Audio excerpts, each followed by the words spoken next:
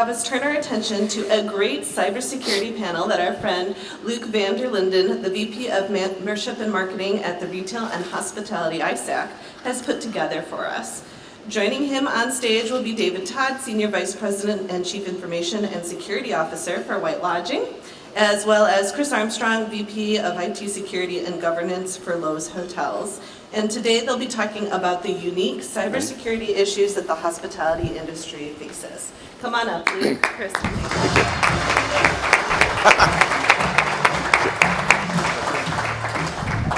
Excellent. Thank you very much, Michael, for that introduction. And we decided to follow up that last great panel with a panel of 3 white males. So I think we're going to keep it going here. We're on message. So just chatting with people over the past couple of days, I've come to realize that the Retail and Hospitality ISAC isn't exactly a household name.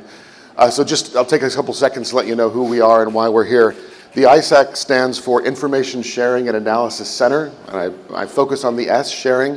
We're a membership organization, and we provide our members platforms that they can share cybersecurity information, information security information, everything from indicators of compromise, highly technical things, and also to discuss strategy and things like that. We've been around less than 10 years. We're a fairly new organization, and if those of you in the room remember the CISO forum that HT&G ran for quite some time, we took that over a couple years ago and merged that with our organization, and so now we have about, I would say 15-20% of our members are in the hospitality or related fields of travel, and so that's why we're here. 2 of our members are here today. We have David Todd, as Michael said, from White Lodging, and Chris Armstrong from Lowe's Hotels. Thank you guys both for joining us. Thank you.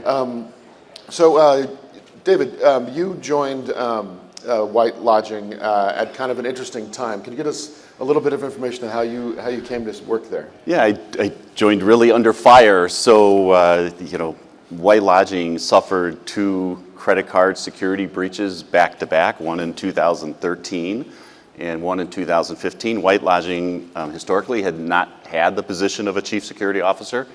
And so I was invited to join White Lodging in 2016 to put some controls in place and hopefully prevent that from happening again. So it was certainly a trying time coming in following 2 breaches, but certainly came in. High profile. Yeah, came in a high profile case, right. Gets you the attention, though. We got the attention, certainly. Right. And Chris, you actually had a similar kind of story, not exactly with Lowe's Hotels, but with one of the other groups that Lowe's owns. I started about 1 year and 8 months ago, which was just about the time that one of Lowe's Corp's subsidiaries and one of our sister companies had a ransomware attack that leveled them for about 4 weeks. My ELT has been extremely supportive of the information security space, and I'm sure that has a little bit to do with it. Right. So it's interesting, it's when there's an attack, when there's a breach, it becomes high profile, becomes a priority of an organization, whether it's a hotel or any other group.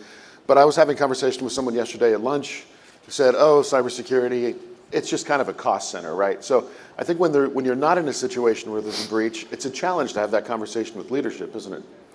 It definitely is. There's a honeymoon period following a breach, and you get a lot of attention. Budgets are fairly open, and again, a lot of very senior level people are involved in responding to a breach. And what other objectives the executive team has tend to get put on hold while they go through this recovery process.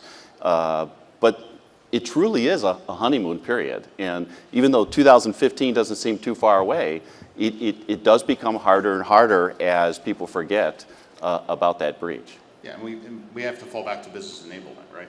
I mean, that's the job. The job is to produce an environment that allows us to do secure business. If you're a publicly traded company, aligning your security program against your 10K, the things that you publicly talk about and talk about how you do it, being able to align those things, I think, are an important part of having that conversation post the honeymoon, as it were. Correct. So how do you continue to make that case And how do you, I mean, give us an example maybe of some of the conversations you're having with leadership in normal times, so you're not always ambulance chasing, right? Well, I think communication is the key, right? You can't just wander off now that there's not a lot of spend or a lot of press around your organization. You have to communicate with your leadership team, communicate with your boards and audit committees, provide information. They are not focused on information security or on other risk management strategies necessarily within the technology space. It's our responsibility to provide that information to them in a consumable manner, and that's kind of the key, right? It isn't to deliver, a technical jargon-filled conversation, but something that's consumable and in business terms. Yeah, you are right on target with that. I mean, we have lots of acronyms in our space, and I think one of the things that I have found that works the best is, for example, I have weekly meetings with our chief operating officer. I meet with them and the operations team on a regular basis. I'm trying to learn their jargon and speak their language. And so I spend a majority of my time really trying to get into the operations and understand what they do on a regular basis and where their pain points are at. And building that kind of, it truly is a partnership, and building that kind of partnership has really helped for me to explain ransomware and other things, because I'm interested in what they're doing, and then they become interested in what I'm doing. Right. And do you see this rising to the board level? Have you had any interaction with your boards? Yeah, absolutely. Our board, audit committee, and ELT are all very interested in what's going on. I mean, again, we had an issue within one of our subsidiary or our sister companies, so that obviously has an impact on it. But our board and leadership team have been and continue to be incredibly involved in what we're doing, where we're going, and making sure that we have the resources, both monetary and physical, that we need. Right. What's interesting is, the board members come from different parts of the industry and things. So, and in our particular case, one of our board members, his company or his sister company that he was involved with, had a large ransomware attack. Okay. And all of a sudden, a topic that really wasn't on the top of the agenda at our board, all of a sudden has become top of mind, because now the board members are talking, and he's realizing they're not technical people on our board anyway. And now they're starting to ask questions about ransomware and what is it, and how do we recover from that, and how do we make sure that our hotels aren't down for 4 weeks or 8 weeks? And so it's helpful. I think the message is starting to get out there with the boards. There's new SEC requirements being proposed as well for board members to at least have some awareness, report on awareness from board members, report more on breaches or any kind of other incidents. Do you see that starting to trickle down to the CISO level or the CIO level yet? For us, we're privately held, so I haven't seen some of that. Prior to coming to Y-Lodging, I was with a public company, and absolutely, the training they get and the NACD board training that they receive, definitely they focus a lot on cybersecurity risk.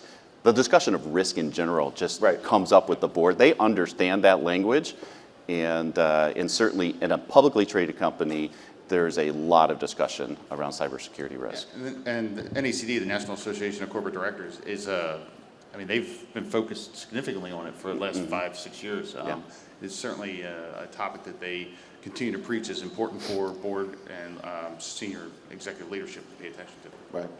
So in yesterday's report on the study that was done by Hospitality Technology, there was some optimism about increasing funding for tech overall, and presumably that would include cybersecurity. Are you seeing that as well, or is your personal experience reflected in this report?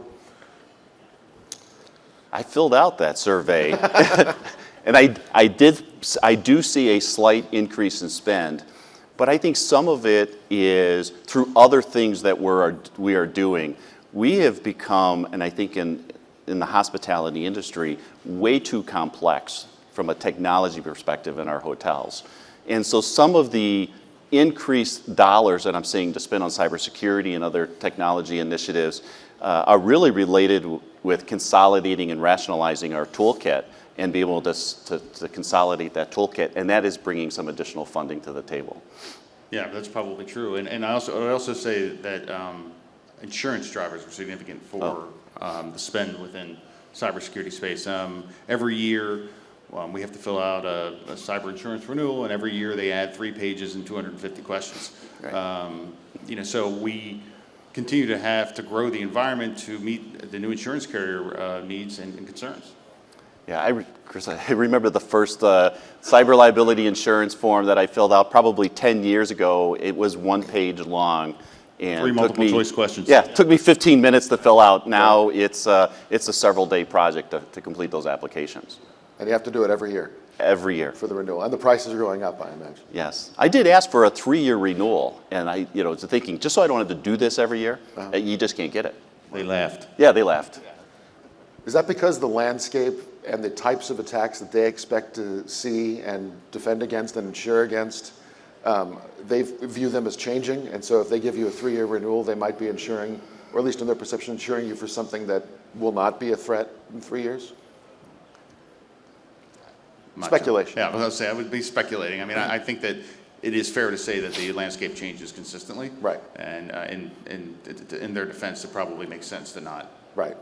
I think Unwittingly, there's that's- other, requirements that we have that are on an annual basis, whether you're getting a SOX audit if you're publicly trading or a SOC audit, PCI compliance is annual. So and that's always one of the questions, are you PCI compliant? And so because that's an annual thing, certainly there's a year that you might say, okay, I don't have to be PCI compliant because I've got my 3-year term for my cyber policy, Right, and you skip a year. Yeah. I don't even want that, Right. deeply considered. Right. So pivoting to the changing threat landscape, we have about 230 members. We see what they're talking about. You guys are obviously your boots on the ground dealing with the different threats. We also look at some of the reports that have come out, not this one, but also Verizon has a great one. We talked about the Data Breach Investigations Report, or DBIR, where they go over the breaches and the incidents that they've witnessed over the past couple years. It seems to be fairly consistent that the most targeted data would be credentials, PII, payment data. Most of the attacks are financially motivated. But something interesting, and I know that you've done some looking into this, David, that attacks against this sector used to be, like back just 5 years ago, used to be over half of cases, and now it's dramatically decreased to less than 2% of cases now.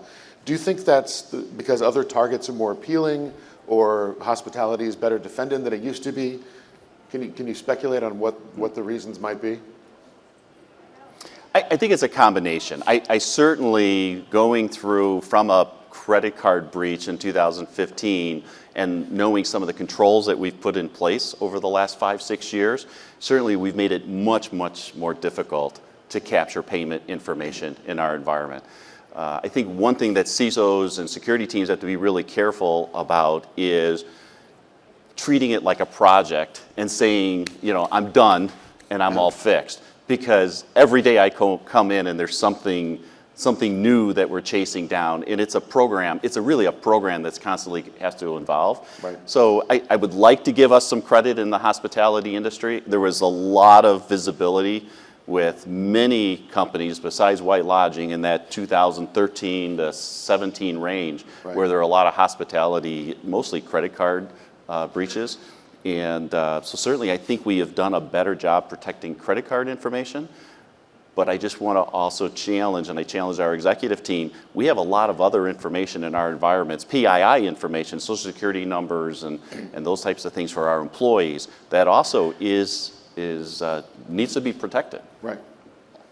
As well as business interruption, right? At the end of the day, if we can't operate, then we have as big an issue as if we have a data theft, right? So it depends on what particular issue you're looking at and where it is. And I would agree with David. I think we have done a good job over the last few years improving our architecture, improving our environments, improving our processes and procedures to support all of these things. But to his point, it's a program. It's cyclic. It isn't something that goes away. You can't say, all right, I've bought it, I've implemented it, now I can go off to the other thing. It needs constant care and feeding. It's just like you take care of your car, you take it in and have an oil change on it, you got to do that to a security program and to IT in general. So it's a continued investment. It's not something that can just be paid for once. Right. So across sectors, we do our own kind of benchmark report with CISOs, and across sectors, last year, and I imagine when we release the report in January next year, ransomware will be the #1 threat on the list. And I just want your view on that. I mean, we wanted to talk about threats that are unique to hospitality, but this one seems to just cut across everything. What are your thoughts on ransomware? Is it still as much of a threat as everybody thinks it is, or it has been over the past couple of years? Yeah, I mean, I don't think it's gone away. I think if we go back to the conversation we just had, we've been able to provide an environment where it's less likely to impact us.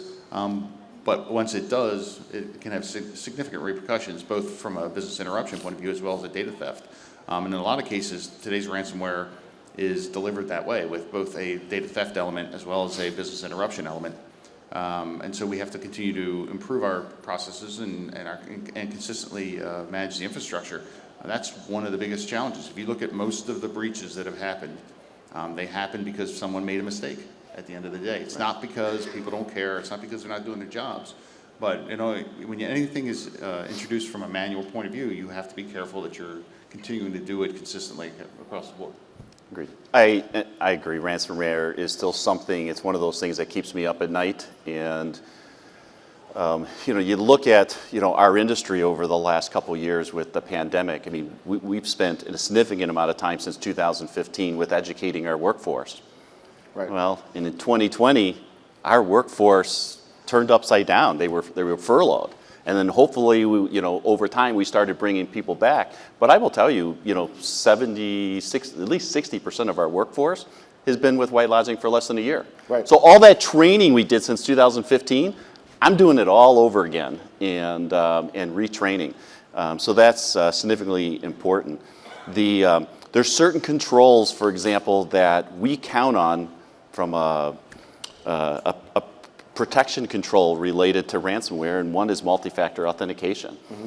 And I will tell you, these bad guys are very, I don't want to compliment them. Slick. They're very slick. And so they're using that multi-factor as a weapon now. So, I mean, we protect our emails with multi-factor. So what they do is they just keep pinging you every 15 seconds to try to, and you just want the alerts to stop on your phone, right. So you finally hit approve, now you've let the bad guy in. And so they're using our own tools against us. And so that's, again, another training effort, something that I wasn't training for in 2021 that now I have to train for in 2022. Yeah, I agree with that, and we are having the exact same issue. And part of that is, when we look at attacks that can impact the organization, you have to look at the way we deliver that attack. And right now, phishing is still 80% of all delivery mechanisms. So when we talk about training, making sure that people are looking at your email and ensuring that it actually came from the person you thought it came from, and making sure that someone's not asking you for a wire transfer change that doesn't make sense. Pick up the phone, call them. Be thoughtful, be focused. Think about what you're doing. I know we all have 700-800 emails a day. We're running through them and trying to get things done. But at the end of the day, if you take a step back, that 30 seconds, 2 seconds, whatever it is, may save the organization. I'm going to ask a question instead, but internal phishing testing, is that something, Chris, that you guys do at your organization? Did you find it we do it helpful? Monthly. We do it monthly across the entire organization. Okay. And so we send out several scenario campaigns, and and then we measure it and report on it to our leadership teams. So that's something we used to do twice a year, and now in the last year we started to do it monthly with the team. And I think baselining that and sharing that information out to everybody to let them know where they're at from a percentage click fail rate or credential harvesting rate, I think it's important for the team to understand where they're at. If you fail one of our internal phishing tests, you know immediately that you failed. You get this nice little, and what are little happy PDF and invited to do some more training. And thank you for supporting our policies. So I'm ashamed to say my wife just failed one at her employer a couple of weeks ago, and I'm like, I've failed personally about that. So, I mean, you have to do it more than twice a year because you're going to miss people who are new to your organization. That's right. And you're talking about your entire staff, your entire team, front desk workers, everybody. Right. Yes. If you have an email address, you get our training, basically. And you get new hire training for phishing and security. You get monthly phishing training, and then you get quarterly security awareness training. Okay. We deliver a significant amount of training to our team members, anyone with an email address. And then for those people without, we even use our TV systems in the hotels to deliver a more static awareness campaign. Okay. Yeah, I think the one thing, Chris, that I see that, we do in the industry is we compare ourselves to each other. And, I came to White Lodging after spending 15 years in the auto insurance and financial sector, where we also did phishing training. Their phishing click rate scores were significantly less than what I see in the hospitality space. I haven't even been able to get close. So in the financial sector, they do a much better job at it. And I think we need to just start comparing ourselves, not with ourselves, and be happy that we, drop from a 30% click rate to a 25% click rate when they've got a 3% click rate or 2% click rate in the financial sector. But, one of the things, and we do a specifically on-site training about social engineering. Not phishing directly, but social engineering, because that's what phishing is. And one of the things that we talk about is the fact that we are hospitality. Our job is to make people feel better, to make them happy, to cater to our team members and our customers. And that speaks to your point about the high click rate. We immediately want to help. We jump right into something, and we have to take those moments and take a step back. Yeah, I'm sure you've seen the gift card scam emails and things that go around. We get hit with those on a regular basis, and with all the training and stuff we do, it's still really interesting because people want to help their coworkers. So if a coworker, a manager, CEO sends you an email, it looks like it's coming from the CEO and says, "I need you to go out and buy $2,000 worth of gift cards," our folks are jumping right on it. And and texting, the smishing attacks, voicemail phishing. Everybody's gotten the call from the IRS, right? Your Social Security number's been removed. That one, so everybody gets them. But those same attacks can be used to breach the company defenses as well. Right.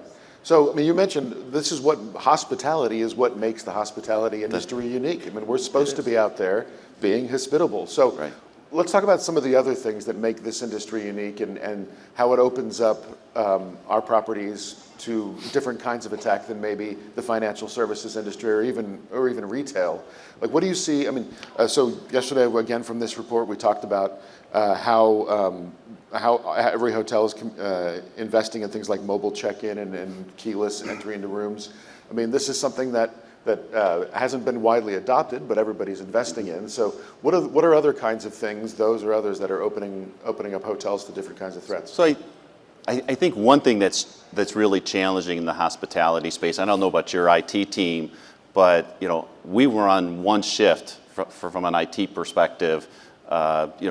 Monday through Friday. In our larger hotels, we might have a technician at the larger hotels that are working on Saturdays and Sundays, but we don't run a second and third shift. Wow. So one of the challenges we have is those attacks coming in after hours or on a holiday weekend. I will tell you, we had a very busy Thanksgiving, and working with our partners, if our partners don't understand that we're a 7 by 24 by 365 business, I will tell you, I had one partner at 7 o'clock said, it's on Wednesday night, said, "I'm done, tomorrow's Thanksgiving, I have plans."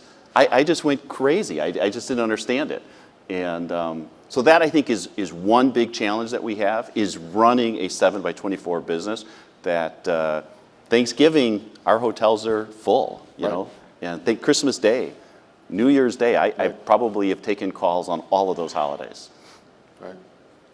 Yeah, I can't agree more. We have the same issues. We outsource as much to a 7 by 24 monitoring environment, but at the end of the day, someone's got to answer the call. Yeah. I will say a shout out to my Canadian friends, because the way we got through the problem last week is the vendor flew in one of their senior engineers from Canada because they celebrated their Thanksgiving in October, right? Yeah. Is that right? Yeah. And so he was happy to come into the U.S. and by the way, we fed him another really good meal at the hotel. Did it involve turkey? Yep. Yeah, good. So that was great. Some of the other technologies in the hotel, as a franchisee, we support Marriott's, Hyatt, and Hilton properties. So our team has to understand the technology at all of the properties. So a new technology like Mobile Key, for example, it's a very different implementation between a Hyatt and a Hilton and a Marriott. And trying to learn that and go through the learning pains of supporting that technology has been challenging. Right. Yeah, and we're in the initial throes of that, but we are an owner-operator, so it's slightly different. We don't have the inconsistencies, or at least we try not to have the inconsistencies. So, that certainly helps us from that point of view. But Definitely, you bring in mobile check-in. You have different issues that are now impacted by electronic security, right? You have life safety issues that, were physically, a key was needed before. Now it's something that is part of your software and your phone, and so those kind of things need to be thought of as part of the information security response, the cybersecurity response, not just the physical security response. Right, and then so you have these new opportunities to make the experience for a guest frictionless, or less human intense, I guess, which is interesting because we're in a hospitality industry where that kind of human touch would kind of be wanted. And we talked yesterday. There was a great session on these concierge programs, right, where people can have more contact and get more human involvement along with technology to facilitate that. What are your thoughts on those kinds of things? I'm going to jump on this one really quick because I clearly understand through the pandemic why frictionless was driven to the top of the priorities to get done. I mean, we were putting shields up at the desk, and we were putting plastic bags over the remotes and doing all kinds of crazy things that we never thought we would have to do. But we're in the hospitality business, so as a technologist, I don't get it. When I go into a hotel, I want to go to that front desk and I want to try to get my upgrade. I really don't want to go straight to the room. I don't know what the adoption rate is, but the mobile key, personally, I am not a big fan of it because I think there's a lot of good interaction that happens at that front desk. That's probably contradictory with the future vision discussion we had earlier today. And, but it does definitely bring some challenges to support that technology. We had somebody get stuck in an elevator because they had mobile key. Of course, you have to push the button, and they couldn't get to the elevator because they didn't have their key wasn't working inside the elevator. Right. So they had to go down and get a key anyway. Right. So those types of challenges, I think we have to work through those bugs. And I think probably the other major thing that makes hospitality unique is access to all this personal information for people. So, business continuity and kind of just having access to, your own operational data is part of the threat, but I think also access to that personal information is also important for, an opportunity for a cyber threat. Yeah, I mean, I think at the end of the day, we are a business of information, right? And so protecting that data, whether it be on-site or off-site in the cloud, wherever it happens to be, ensuring that it's controlled and we handle it correctly, and ensuring that the people who are responsible for touching that data handle it correctly, I think is one of the kind of the key fundamentals to how we manage our risk to the organization. Right. So where do you think consumer sentiment is right now in the hospitality industry as far as trust goes? Seems pretty good to me right now. Yeah, based on our occupancies, and I love what's happening right now compared to, what we saw a couple of years ago. Right. Obviously, it's come back. And I think people have gotten, I hate to say this, but I think they've kind of gotten over it, right? There's so many hospitality organizations were hit for so long with credit card information. I think people are like, okay, as long as it's just credit card information, I'm not going to be as stressed about it. The card company will take care of it for me. I think the question of real data, like Social Security numbers, right? Address information, PI type data, especially if you're in the EU or in California, right? Those types of information, I think that still is a concern for people. Right. So what do you think are the issues you're going to be dealing with in the coming year, 5 years from now? What's keeping you up at night, you said before? So we've established, basically a 3-point principles that we've developed our cybersecurity policy around. First and foremost is keep it simple. We have just made it too difficult. From a support perspective, we've made it too difficult for our front desk managers when they're trying to call for support. Do I call internal IT? Do I call the vendor? Do I call the brand? And we've made it really challenging for them. So I think there's a saying, something like complexity is the enemy of security. And we say it, but I don't know sometimes that we live it. So we're really looking at rationalizing our tool set, and that's really key. I think number two, that we established is we got to get back to the basics. So you mentioned disaster recovery, business continuity planning. We can't forget about that stuff because the recoverability of, if you do get hit with the ransomware attack, you're going to have to rely on those backups to store. How often have you tested that and things like that? And then I think the third in our strategy is automation. So one thing that we really learned through reducing staff through the pandemic is that automation is really going to help us. And the automated controls are much more sustainable than a manual control. Right. But your first part, the foundational things have to be right to make automation work. And that's part of the key, right? Without a good foundation, you kind of crap in, crap out, right? That's kind of the... Right. All right. Well, thanks very much, guys. I think we're the only thing Thank you. blocking everybody from having lunch. So thanks to HDNet. Thank you.